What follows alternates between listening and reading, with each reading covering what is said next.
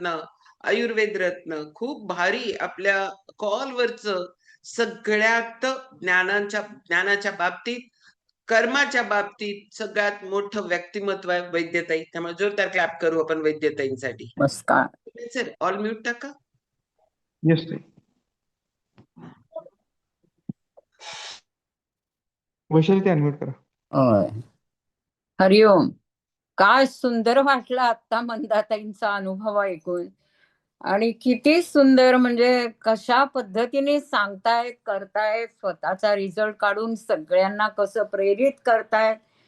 खरंच कधी कधी सांगायला बाकीच्यांना आपल्याला सांगताना पण आपल्याला थोडा एक इतका कॉन्फिडन्स नसतो कधी, पण काय कॉन्फिडन्स आहे. आणि मस्त आता शेवटचं तर त्यांचं ती मदत ऐकून खरंच खूप छान वाटलं. आता बघा संक्रांतीचे दिवस आहेत, सगळ्यांना उद्या रथसप्तमी आहे, त्याच्या खूप खूप शुभेच्छा. संक्रांतीच्या पण खूप शुभेच्छा. आणि मग संक्रांतीच्या निमित्ताने आपण जे हळदी कुंकू करत असतो किंवा तिळगुळाचा समारंभ करतो, तर ह्या संदर्भात मला आता सांगायचं आहे. तर ताई म्हणजे एक जण आहेत, त्यांच्याकडे ज्या कामाला बाई येतात त्या असं म्हणाल्या, ताई मी परवा म्हणजे शुक्रवारी येईन, शनिवारी येणार नाही, मला जरा काम आहे घरी, असं सुरेखा मावशींनी सीमाला सांगतात. ती चिडलीच. असं कसं मावशी, नेमकं परवा नाही येणार तुम्ही, तुम्हाला माहिती ना आपल्याकडे पहिल्याच दिवशी आपण संक्रांतीचा हळदी कुंकू करतो, आणि तुम्हीच तर नेहमी खाण्याचं सगळं करून देता, आणि मग सगळं आवरायला पण असता की, पण मग हे आता तुमचं मध्येच असं नका हो करू. खरंच पाहिजे तर उद्या सुट्टी घ्या, पण परवा मात्र या हं, असं सीमाने सांगितल्यावर मावशींचा चेहरा अगदी पडला. सीमाच्या पण ही गोष्ट लक्षात आली, पण तिला ऑफिसला जायची खूप घाई होती, त्यामुळे ती मावशींना म्हणाली नंतर बोलू आपण यावरती, असं म्हणून घराच्या बाहेर पडले. आज जरा तिला अंमळ उशीरच झालेला होता निघायला, पण तिची नेहमीची ट्रेन कशी बशी मिळाली तिला. 4th सीट करता करता शेवटचं स्टेशन येईपर्यंत तिला दादरला छान खिडकी जवळची जागा मिळाली. बोचऱ्या वाऱ्यावरती अगदी मफलर नीट गुंडाळून घेऊन बसली आणि ती भूतकाळात गेली. सुरेखा मावशी पण आता वयाने थकल्या होत्या, त्यांची पण 70 होऊन गेली असेल. गेली 22-23 वर्ष झाली त्या आपल्याकडे कामाला आहेत. कायम चापून चोपून नेसलेली नऊवार साडी, कपाळावर भलं मोठं कुंकू, गळ्यात गुंजभर सोनं असलेलं डोरलं, हातात भरलेला हिरवा कंच, बांगड्यांचा खणखणता आवाज. त्या सकाळी सकाळी आल्या की कसं प्रसन्न वाटायचं घरात सीमाला. आपण सकाळच्या न्याहारीपासून त्यांच्यावरच तर अवलंबून असतो. न्याहारी, जेवण दोन्ही त्याच बनवतात. भांडी, कपडे, इतर आवरावर सगळंच करतात. रात्रीची तयारी करतात आणि मग दार बंद करून त्या जातात. घराची चावी पण किती वर्ष झाली आपण त्यांना दिली, अगदी बिनधास्तपणाने. सौरभ आणि राहुल त्यांना अगदी आपलेच वाटतात. आई गावावरून इकडे येतात तेव्हा तर त्यांची पण छान गट्टी जमते दोघींची. साधारण समवयस्कच आहेत त्या. मग काय गप्पा दिवसभर रंगतात दोघींच्या. राहुल शिकायला जेव्हा लंडनला गेला तेव्हा जणू काही यांचाच मुलगा बाहेरगावी चाललाय अशा त्या रडल्या होत्या. या विचाराने सीमा आत्ता सुद्धा मनात हळूच हसली. त्यांचा 3 वेळा झालेला गर्भपात आणि मग चक्क नवऱ्याने सांगितलं म्हणून न होऊ दिलेलं मूल, यामुळे त्या राहुलला जन्मापासून खूप जपायच्या. राहुल झाला ना तेव्हा त्यांना कोण आनंद झाला. त्यांचा नवरा पण खूप खुश झाला. विचार करता करता अचानक सीमाची ट्यूब पेटली. अरे हो, मावशी येणार नसल्याचं हेच तर कारण नसेल ना. 1-1.5 वर्षापूर्वी कोरोनाच्या पहिल्याच लाटेमध्ये त्यांचा नवरा गेला. अचानकच सगळं झालं. त्यात कोरोनामुळे आपली माणसंच एकमेकांना भेटू शकत नव्हती, त्यामुळे आपल्याला पण जाता आलं नव्हतं, कारण आता आम्ही दोघंही 50शीच आहे. बरं, आमच्या एवढं जुनं त्यांचं काम कुठेच नाही, आणि त्यामुळे दुसरं कोणी येणं तर अशक्यच होतं. मावशी पूर्ण एकट्या झाल्या.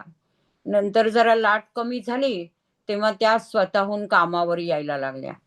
पहिल्या दिवशी आल्या तेव्हा मी हाबकलेच होते. एकदम भकास चेहरा, नेहमीची ती प्रसन्नता कुठे गेली होती.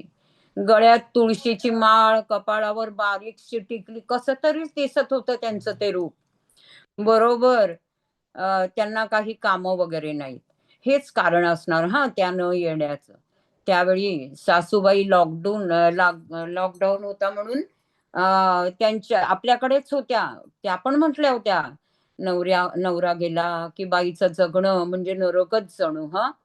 मला त्यांचं ते तितकंसं पटलं नव्हतं. नरक कशाला? नवरा गेल्यावर स्त्रीने का असं जगायचं? बायको गेल्यावर पुरुषांमध्ये असा काही फरक पडतो का? मग ह्या सगळ्या जुन्या प्रथा बायकांनीच का पाळायच्या? आपणच स्त्रियांनीच या प्रथांमधनं बाहेर यायला नको का? जिथे बदल हवा, तिथे हवाच. मग कुणीही काहीही म्हणू दे. तिने मनाशी खुणगाठ बांधली आणि संध्याकाळी ऑफिसमधनं थोडी लवकर निघाली. सगळी हळदी-कुंकूची तयारी दादरला केली. वाण काय द्यायचं तेही ठरवून घेऊन आली. रात्री सौरभला सुद्धा तिच्या मनात काय ते सांगितलं. सौरभ तसा नवीन विचारांचा, विचारी मुलगा. त्याला ही कल्पना आवडली आणि शेवटी हळदी-कुंकू हा बायकांचाच विषय. त्यामुळे ते सगळं सीमाने बघावं असं सांगून तो बाजूला झाला. दुसऱ्या दिवशी सीमाने सुट्टी टाकली होती. आणि आता 50शीला तिला जास्त धावपळ जमत नव्हती. बोलावणी करणं, उद्याचं खायला द्यायचं सामान आणणं, शिवाय आज मावशींशी पण बोलायचं होतं. मावशी आल्या तेव्हा ती तयारीतच होती. त्यांचं काम आटोपल्यावर त्या जायला निघाल्या. तेव्हा तिने त्यांना थांबायला सांगितलं आणि आत गेली, कपाटातनं एक वस्तू आणली आणि मावशींच्या हातावर ठेवली. "हे काय होत आहे? काय आहे यात? आज काय सपशेल?" तर मावशी, "उघडा तर खरं आणि सांगा आवडतंय का माझं गिफ्ट तुम्हाला?" असं म्हणून सीमा त्यांच्या चेहऱ्याकडे बघत बसली. मावशी उघडून बघतात तर त्यात छानशी कॉटनची छोटीशी जर असलेली काळी नऊवार साडी होती. साडी बघून मावशी तशा खुश झाल्या, पण नंतर लगेच चेहऱ्यावरचं हसू मावळलं. "ताई हे नको मला.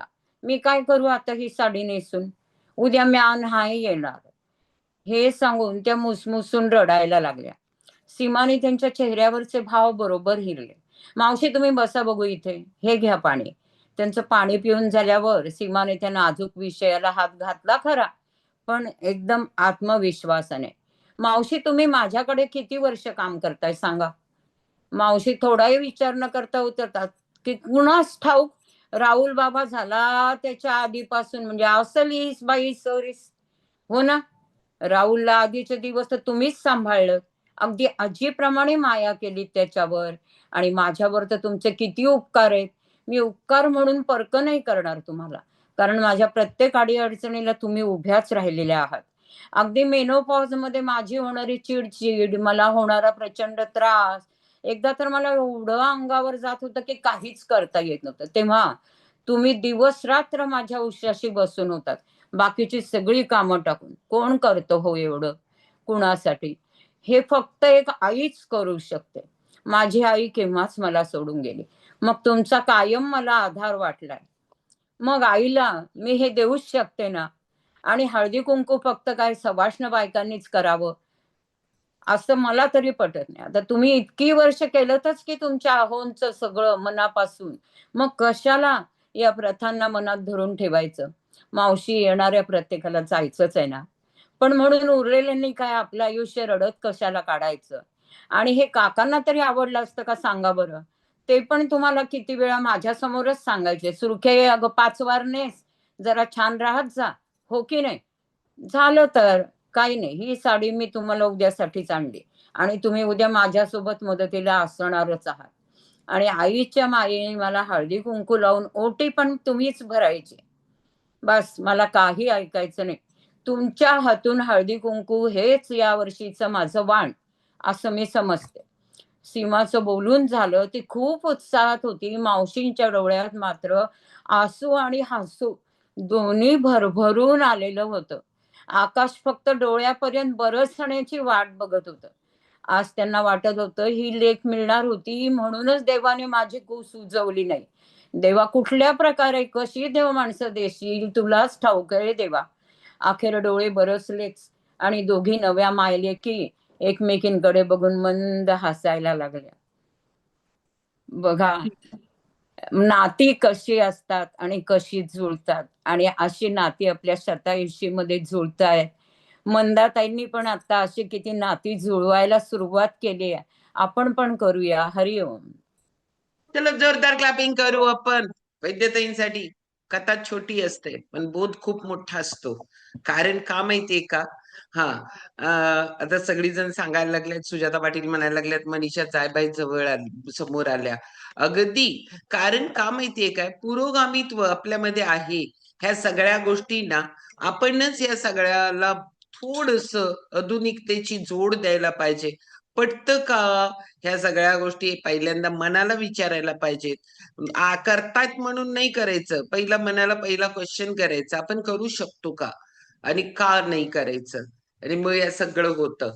त्यामुळे भारी वाटलं. कारण वैद्यताईंनी आज सांगितलं ना, आमच्याकडे एक व्यक्तिमत्व आहे ज्या मनीषा जायभाई म्हणून, अजून एक आहेत प्रतीक्षा म्हणून. ह्या प्रार्थना, ह्या सगळ्यांना फक्त विधवा लोकांचं महिलांनाच हळदी कुंकूचा प्रोग्राम करतायत.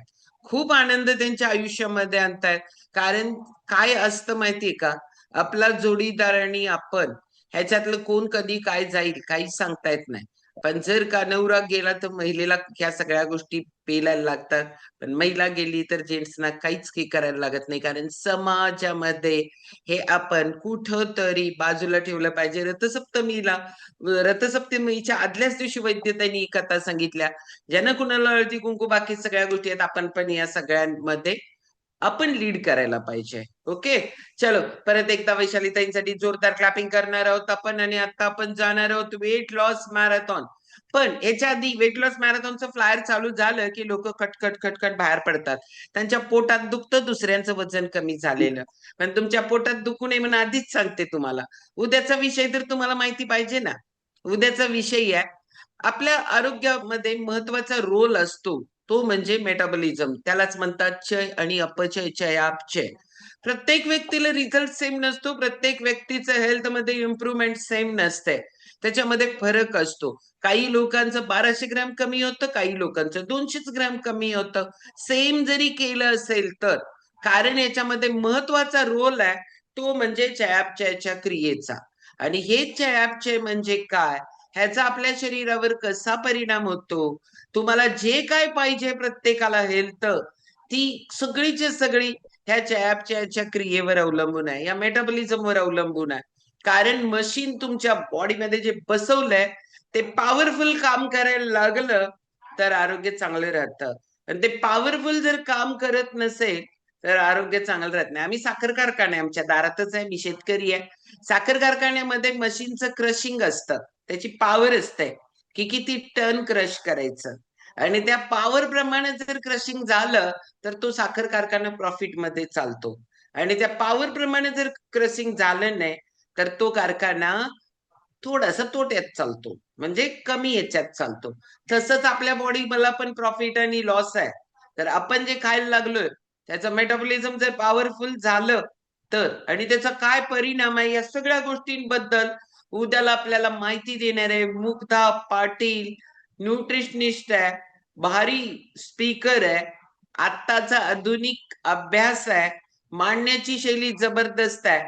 पण तुम्ही म्हणाल नुसताच मी ऐकतो, तर मग मी काय देणार नाही ते वक्ता तुम्हाला. कारण तुम्ही लोकांनी कमीत कमी 5 लोकांना तरी मदत करायला पाहिजे. कारण ती फी नाही घेणार आहे मुग्धा, ते आपल्याला तसंच देणार आहे.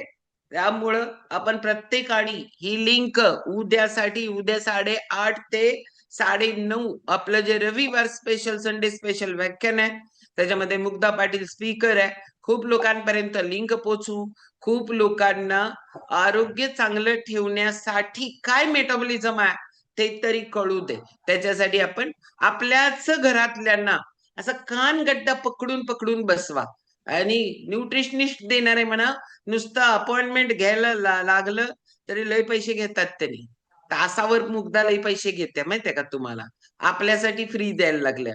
ती सगळ्यांसाठी फ्री करत नाही, डिग्री घेतल्यात त्यांनी. त्याच्यामुळं आपल्याला उद्याला फ्री मिळायला लागलंय. आपण त्याचा खूप लोकांपर्यंत लिंक पोहोचवण्याचा संकल्प सगळ्यांचा. आता जावा तुमच्या पोटात दुखत असलं तर आमची वजन कमी झालेलं बघून, म्हणून आधीच तुम्हाला सांगितलं. चलो, जोरदार क्लॅपिंग करणार आहोत आपण. वेट लॉस मॅरेथॉनच्या ऑल पार्टिसिपंट, वेट लॉस मॅरेथॉनच्या ऑल कोचेस, वेट लॉस मॅरेथॉनचं पॉवरफुल संध्याकाळचं सेशन